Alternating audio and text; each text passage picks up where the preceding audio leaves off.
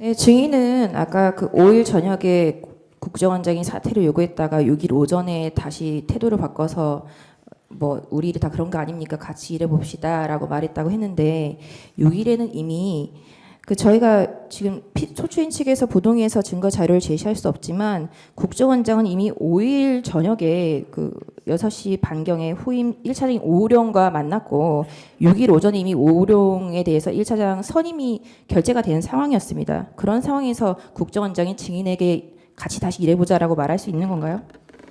그거는 저한테 물어보실 게 아니라 국정원장한테 물어보시는 게 맞을 것 같고요.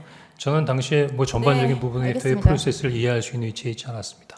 또 하나는 아까 말씀하신 같이 일해보자고 하는 부분은 두 사람이 얘기한 게 아니라 2차장, 3차장, 기조일장이 다 있는 자리에서 얘기한 부분이라는 부분을 리마인드 시켜드리겠습니다. 네. 그리고 아까 방금 그 제 주신문에서 그 김민서 조선일보 기자의 그 보도를 보고서 정보에서 연락이 왔다라고 말씀을 하셨는데 지금 김민서 기자의 어떤 그 문자에 대해서 증인이 정보위를 통해서 확인해 드리도록 하겠습니다라고 답을 했는데 이때 이미 정보위를 통해서 답변을 하기로 했던 거 아닙니까? 그리고 이 내용을 보면 굉장히 상세하게 되어 있는데 정보위랑 이미 얘기가 있었고 이 내용을 정보위로부터 확인한 김민서 기자가 증인에게 문자를 보낸 것 같아 보이는데 어떤가요? 조금 올려보십시오.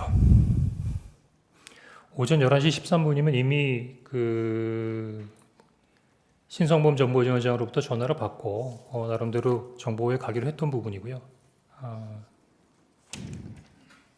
네. 증인은 계엄 당일인 2024년 12월 3일부터 5일 경질되기까지 이재명, 우원식, 박지원, 기타 민주당 의원과 전화, 카톡, 텔레그램, 기타 메신저를 이용해서 연락한 사실이 있나요? 우리 변호인께서 제 통화 있나요? 내역까지 다 조회를 하셨던데 이미 다 알고 계신 거 아닙니까? 아직 회신이 오지 않았습니다. 있나요? 한번 회신 오면 확인해 보시죠. 의제 125호증에 다시 일을 재생해 주십시오.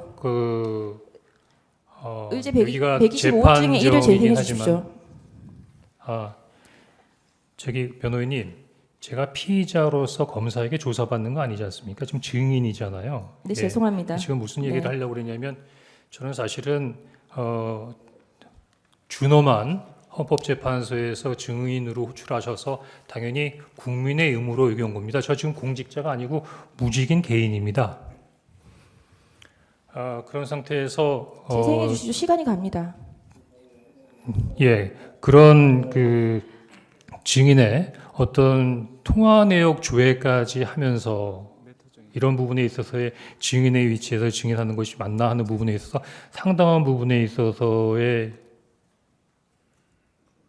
이 대언이 선포되고 0시 2분에 제가 홍장원 국정원 1차장에게 무슨 일인가 하고 물었고 홍장원 1차장은 저도 TV만 보고 있습니다. 이렇게 답이 왔습니다. 그래서 제가 다시 2시 28분경에 그래야만 합니다. 이렇게 네. 다음은 이렇게 다시 주의를 줬습니다가 그 박선원 의원의 워딩입니다. 증인은 국정원 1차장인데 야당 국회의원에게 주의를 받고 업무를 보고하는 사이였나요? 야당 국회의원이 아니고요. 정보위 간사입니다. 제가 보기에는 어느 부처도 마찬가지고 어느 기관도 마찬가지지만 해당 국회에 있는 상임위에 예를 들면 국정원 입장에서는 정보위하고는 수시로 정보위원회를 열고 때로는 정보위원장이나 정보위 간사들이 어떤 현안에 대해서는 뭐 물어본다거나 어떤 자료를 요청하는 이렇게 왕왕 있는 부분입니다. 네, 그럼 6일날 정보위에 출석하라고 연락이 된 의원은 누구인가요? 다시 한번 말씀해 주시죠. 증인이 6일날 정보위에 출석했지 않습니까? 그때 정보위에 나오라고 합의를 진행한 의원이 누구냐고요? 그거는 12월 6일 아침에 조선일보 기사를 보고 어떻게 된 거냐라고 물어봤던 신성범 정보위원장이십니다. 증인이 제출한 신성범 정보위원장과의 전화 통신 내역입니다. 이건 증인이 제출한 겁니다. 저희가 조회한 게 아니라. 네. 예.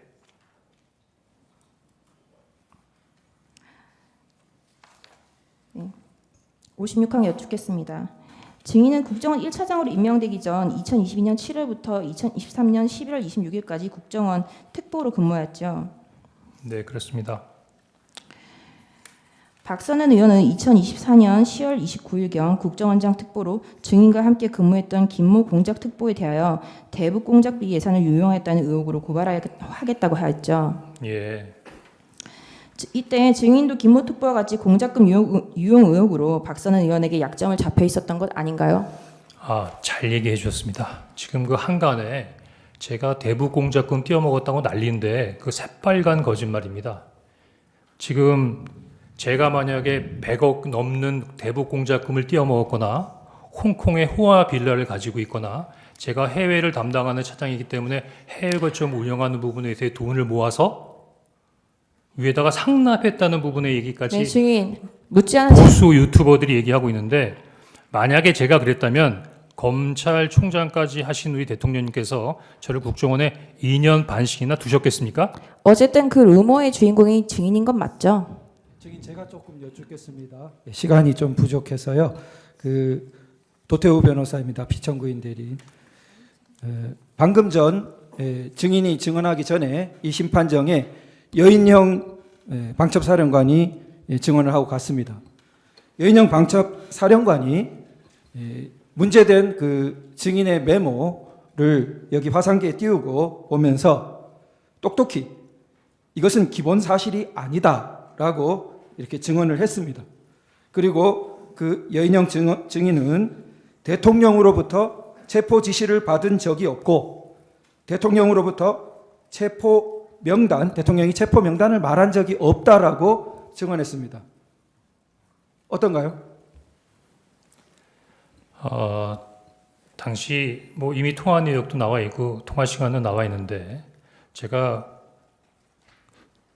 여인영 사령관이 누구로부터 지시를 받고 어떤 명단이 있고 그런 것까지는 제가 알 수 있는 사항이 아니었죠. 네, 다음 질문, 저는 다만 다음 질문 좀 여인영 여쭙겠습니다. 사령관으로부터 시간이 11시 없어서요. 6분에 이야기하는 여인영- 걸 들었을 뿐입니다. 여인영 사령관은 당시 증인과 통화할 때 엘리베이터 안으로 오르내리면서 아주 분주한 상황이었다고 합니다. 명단을 말할 객관적인 상황 자체가 되지 않는 것 같은데요. 방첩사 간부들도 체포 명단 이야기가 나온 적이 없다고 합니다. 그리고 증인의 체포 명단을 보면 아주 다양한 사람들이 기재되어 있는데 널리 알려져 있듯이 방첩사가 출동한 것은 단 두 방향, 국회와 선관위 관련뿐입니다. 증인이 명단에 열거한 그 수많은 사람들이 국회와 선관위 방향과 연결된다고 말할 수 있나요? 아니요. 저는 뭐 특별한 연관성을 갖고 한 게 아니라 여인영 사령관이 불러준 명단을 받은 거고요. 그럼 우리 변호인께서는 그 10명, 10여 명의 명단을 제가 지원했다고 생각하시는 겁니까? 네. 제가 12월 6일만 하더라도 네, 제가 제가 하는 부분에 대해서 많은 의혹을 제기했지만 시간상요. 지금 제가 이미 다음 방첩사에서 질문 똑같은 여쭙겠습니다. 명단이 확인됐다고 언론에 나왔던데요. 다음 질문하겠습니다. 네. 예, 송준호 변호사입니다. 증인은 지난번 국조특위에서 김성훈 경호차장 만난 사실 있죠? 김성훈 경호처장 만난 적 있죠. 같이 그때 출석해 있는 증인으로 같이 있었습니다. 예. 그때 김성훈 경호차장이 증인한테 이제 거짓말 좀 그만하시죠. 이렇게 물어보니까 증인이 미안하다, 가름말을 잘못 탔다 이렇게 대답한 적이 있죠. 새빨간 거짓말입니다. 김성훈 네, 그럼 제가 다음 경호차장이 질문 저한테 좀 뭐라 그랬냐면 좀 그만하시죠. 그렇게 얘기했습니다. 예, 그 증인의 명단 속에 이제 김어준 씨가 있는데요. 이 그 피청구인 대통령은 선관위만 이야기했고 여론조사 꽃 경우에는 알고 난 다음에 중단시킨 것이 있습니다. 그런데 이 그 여론조사 꽃 경우에는 그 출동한 인원 자체가 선관위와 관련되어서 선관위, 과천 그리고 관악 그 다음에 연수원 세 곳과 여론조사 꽃 이렇게 여인영 사령관이 말하고 있는데 그렇게 묶였기 때문에 IT 요원들이 간 것입니다. 그렇다면 그 증인의 이런 명단과는 관련이 없어 보이는데 어떤가요? 변호인님, 제가 이 관련된 부분에 대해 작전을 지시하거나 아니면 책임지는 책임자가 아니지 않습니까? 다만 도와줘라라고 하는 말씀을 듣고 뭘 도와줄 건가를 물어보기 위해서 전화를 했고 그때 그 여인영 사령으로부터 들은 이야기를 그냥 전하는 겁니다. 그게 옳은지 그른지도 제가 판단할 수 있는 부분이 아니고 그냥 들은 이야기를 전하는 겁니다. 예, 제안합니다.